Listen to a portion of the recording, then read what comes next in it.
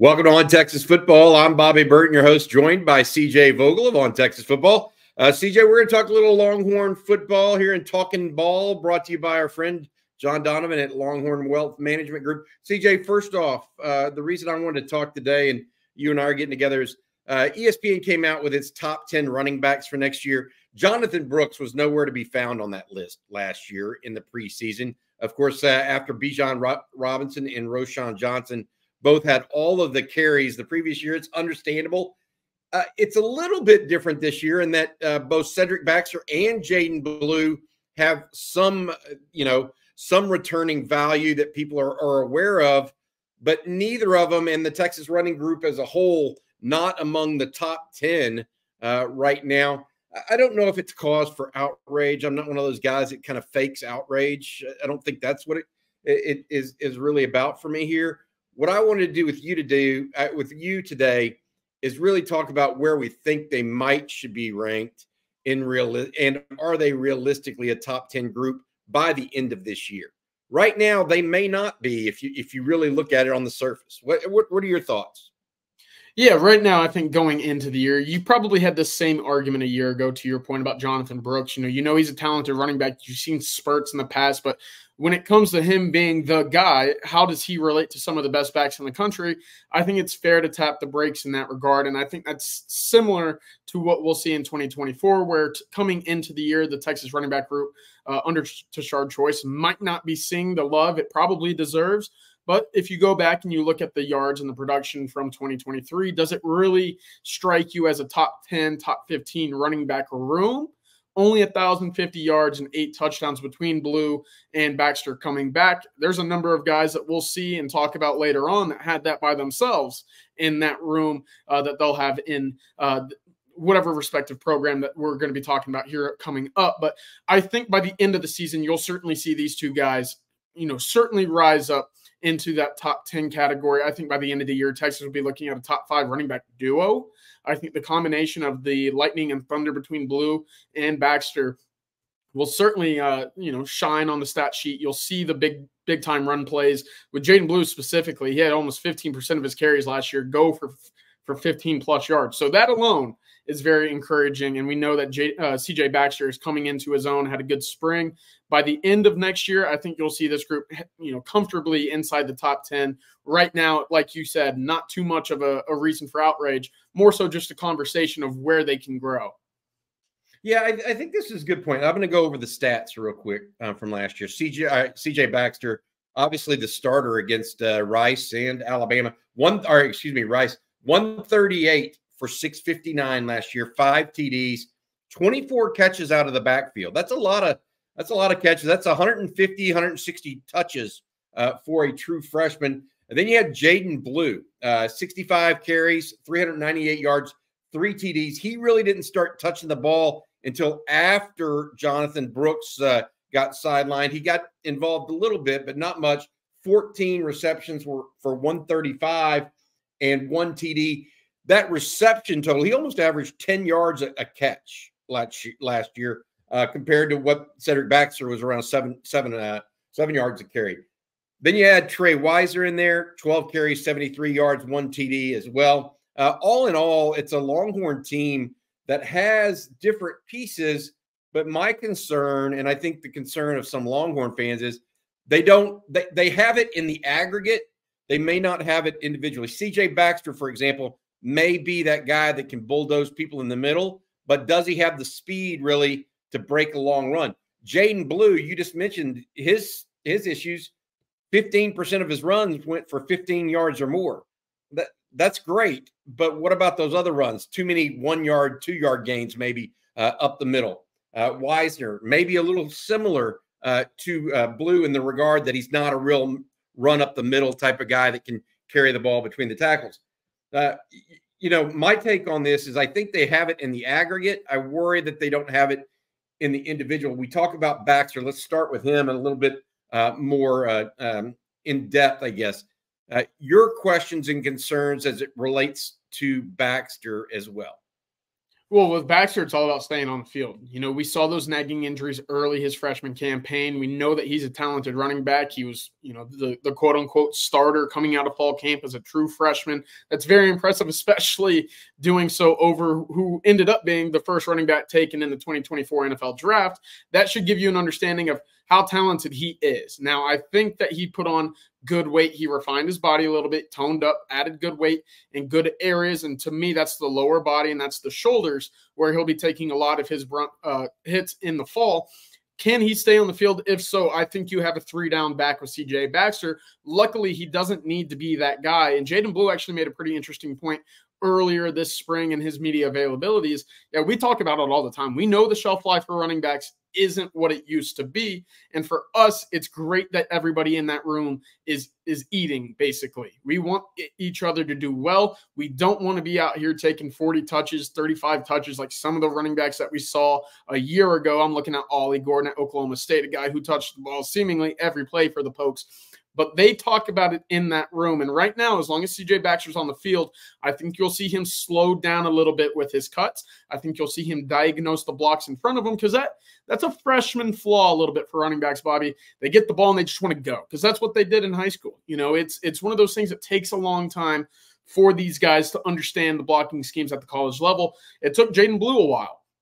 And I think until last year, specifically towards the back half, when he started getting more and more of those reps, he got more comfortable. He let his blocks set up before jumping into the hole or, you know, bouncing it to the outside. That's where I think you'll see CJ Baxter really develop and take his game this fall. Yeah, I think that you're right. Patience and then go. He didn't seem to have a good feel for that a year ago when he was trying to get to the hole. Now, at the same time, a lot of people saw what he did in the spring game, Cedric Baxter, and said, hey, he's got a chance to be physical. He literally laid out 3 different Longhorns on a single play. So that physicality running the football, he's got a chance, you know. And so will we see it as it goes forward? You know, I think that's a good possibility. We're going to get to Jaydon Blue next and talk about him.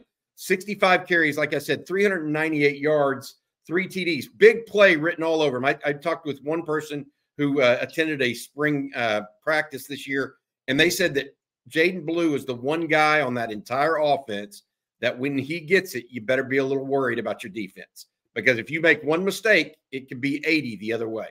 What do you make of that, and how does Sark manage that with maybe can't do as much on the interior like Sark likes to? Well, luckily, Sark loves getting his running backs the ball in space. He's talked about it. That's the biggest mismatch that he can find on an offense, on a given situation down, personnel look. It's his running backs in space. And I think that's where you'll see a lot of damage from Jaydon Blue. You know, it'll be the outside zone. It'll be those kind of swing, check down passes or screen looks to Blue out of the backfield. And we saw it in the spring game, Bobby, with that Texas route that he beat a safety on and went, you know, seamlessly up the middle of the field for about 40 yards for a score.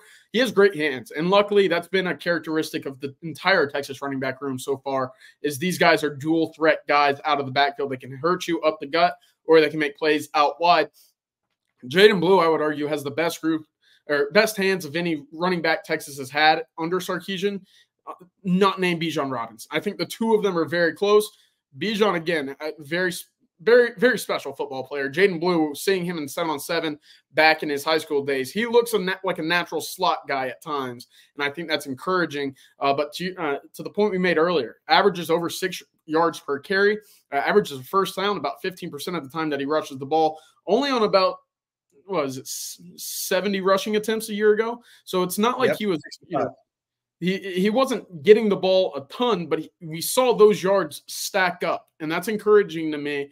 Now that he has that extra year of spring football, those extra reps, time to develop, I think we're in for another big year, and I think you'll see him as a guy that will take full series, full possessions, whereas a year ago he was probably a third down guy at best towards the back end of the year. We didn't see him too much on the field at the time. I think now that role will certainly expand, and you'll start seeing what is one of the fastest players in college football with Jaydon Blue start making plays on a consistent basis.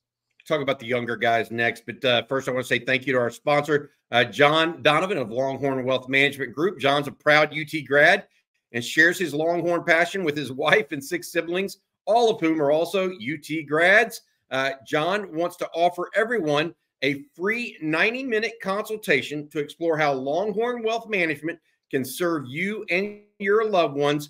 Please give John and his team a call at 972-707-4900 or visit longhornwealth.net. Longhorn Wealth desires to serve all Longhorns and their loved ones by providing them with the best in life, disability, and long-term care insurance solutions, as well as promising, not promising, but good, solid financial advice all the way through to ensure a protected and successful financial future for all of you and your families. Again, 972-707-4900 or visit longhornwealth.net. All right, the young guys, CJ, are important here to mention. Trey Wisner got a lot of run, not just in the spring game, but late last year he had 12 carries for the season, but he looked fantastic when he got a chance. Even Steve Sarkisian said, look, Trey Wisner, when he got a chance, he ran really hard and ran really well. He's going to have a role on special teams, but mightn't he have a role similar to Keelan Robinson this year and be that replacement for the Longhorns if they were to ever go like a pony package with 2 running backs that can also get out and go like a year ago? I mean, I feel like that's a possible role for Trey Wisner as he waits his turn behind Jaydon Blue. Yeah, without a doubt. And I think that athleticism that we saw in high school, both at Waco Connolly and DeSoto, is going to stand out again this year. Of course, freshman running backs at this level, it takes some time. And I was really impressed with what we saw from Trey Wisner, specifically against Texas Tech. And it was the running up the gut, which is kind of that concern that we've had with Jaydon Blue and Trey Wisner. Can he do it? I think he's got some wiggle up the gut. He's not getting hit square by defenders. More times than not, if he's coming head-to-head with another linebacker or defensive end up the middle of the field, they're hitting him on the side. So he's falling forward, which is very encouraging for a guy that's not as big as many people think. Trey Wisner, not the biggest frame, but he's a good athlete, and he falls forward more times than he doesn't. That's a good trait that you have in the running back room and something that pays off after 5, 6, 7, 8 carries. Those yards will certainly start lining up or adding up. We saw it with Jonathan Brooks a year ago. That he was always falling forward, very impressive stuff. But to your point about the Keelan Robinson role, that athleticism from Trey Wisner, a guy who at Waco Connolly in the playoffs had over 220 rushing yards and 20 tackles as a safety. I mean, this guy plays football. So with the ball in his hands, he's going to find a way to make big plays. We saw it in the spring with the 2-back package, whether it be CJ Baxter in the backfield and Trey Wisner coming across as kind of a motion, an orbit motion or jet motion. He was on the field kind of creating that mismatch that we saw at times in the pony package. I see a role in that Keelan Robinson role like we saw a year ago for Trey Wisner this upcoming fall, and I do think he will be an impact guy. How much of it will we see? I think that depends on how effective and efficient Jaydon Blue and CJ Baxter are, but he certainly has a role carved out for him coming up for the fall. Yeah, it's clear that Steve Sarkisian likes him too. You can just hear from the way he talks about him in press conferences, et cetera. Let's talk about the 2 younger guys, both Jarrett Gibson out of Florida as well as Christian Clark out of Arizona. Interesting players, both of them. Somewhat similar in that they're both stockier running backs. Gibson may be actually straight out faster and more of a downhill running back, whereas Clark looks like he has really terrific feet in the hole and good hands out of the backfield too. Yeah, it's actually interesting because I'm sure both of those guys are looking at their spring game film thinking, man, I wish I would have had, an opportunity behind the top offensive line, as most of those running backs do. Think back in their first scrimmage, of course, in front of fans. But I think we saw a little bit of glimpses for each of them. And I know they didn't break anything free, but the reports we heard out of spring is that, they'd certainly have their moments. And I think that's encouraging early on. For Christian Clark, the lower body, it's funny. Both of them have great frames. They can both carry about 220 at the moment. A little bit different in where that weight's distributed. Christian Clark, lower body looks like Saquon Barkley almost. Upper body for Jarrett Gibson, on the other hand, and it looks like he's been in a bench pressing, he's been in the gym waiting for the summer to come around so he can pop the top at the beach and get all the ladies to ooh and ah over him. That's where I think their bodies are a little bit different right now, but they do have similar running styles, and you get them running between the head there, between the tackles there, they can make some hay there. And I like what you said about Christian Clark, because I think his one-cut ability is really special. He will plant his foot on an outside zone scheme and get up the field, and he does so very well. That was some of the reason why I heard some Bijan 2.0 rumblings out of Arizona. I know that's an easy comparison to make, but when you see the cutting ability and the balance of Christian Clark in action, then you start understanding why the comparison is being made, more so than just the next top running back out of the state of Arizona. Yeah, I look at it all, and I just think that those two guys are balls of clay right now. That we don't know what they're going to end up until they really get into the system, start seeing more and more of them, and how Sark is going to try to find some time for him here and there. Because they've got to get some time, just like Trey Wisner last year. Got a little taste of it, How is he going to do that when there's a lot of mouths to feed? Sark has a way of doing that, and we'll probably know more about them midway through this season than we will having seen them in the spring game. A couple of thoughts here as we look at the totality of the team. I wanted to ask you two questions: strengths and weaknesses of this group, in your opinion. So both strengths and weaknesses, and then how do they compare based on the rest of the SEC? Because I know, the list that had the top 10 running backs that ESPN did, Donovan Edwards was on it from Michigan. So Texas plays at least one of those guys in non-conference. But what about the SEC guys? Strengths and weaknesses, and then SEC. Yeah, I think the big playability is the strength. We know what you have in Jaydon Blue. We saw CJ Baxter have some big moments. His first big carry in his first game went for about 32 before he got dinged up. I think he actually got dinged up on that play. Obviously, he had the 4th and 1 touchdown against Kansas State at home. So you see the glimpses of him, hitting the home run, hitting it out of the park, where we didn't see it consistently, at least, but we saw the little spurts. We know about it. Behind this offensive line is going to be a strength this year. That will be a recurring theme for me with this running back group. Of course, I think with Jaydon Blue, anytime he touches the ball, I think he's a candidate to take it to the house. I think that's just the football player that he is. And when Trey Wisner has some similar characteristics in his game as well. So the big playability is a strength for me. Pass pro. That's a big question mark for me. Jaydon Blue, not a big guy. Young running back in CJ Baxter. Can he be reliable? We saw it with Jonathan Brooks a year ago, a third-year guy with a big frame on him. He was able to sit in there and take some shots from blitzing linebackers and chipping off the edge. Roschon Johnson was tremendous at it. Bijan never really added that to his bag of strengths, but he did have those moments where you're like, okay, I see him taking the improvement. That's going to be a big concern for me with this group, especially if Texas is going to have 2 running backs on the field at a time. If you add in the 2 tight end look as well, one of those running backs is going to have to sit in there and chip. That's a concern. Where do they sit in with the big SEC boys? I think they're kind of in that top 4 right now. I look at Ole Miss. I love what they have at Ole Miss. Of course, Logan Diggs, former SMU Notre Dame running back, Ulysses Bentley up there. They combined for about 1,200 yards a year ago. They're really impressive. I like what Georgia has. They added Trevor Etienne, the former running back of Travis Etienne, the brother. He transferred in from Florida. Of course, Alabama's going to have some talented running backs, but Rocket Sanders at South Carolina now. That's a familiar name. Texas saw him in 2021 at Arkansas. About 2 years ago, he had 1,400 yards in a single season. So if he's fully healthy, that South Carolina running game, I think, is going to be a big threat. I look at him as another guy that could sneak up on some folks later as the SEC gets going.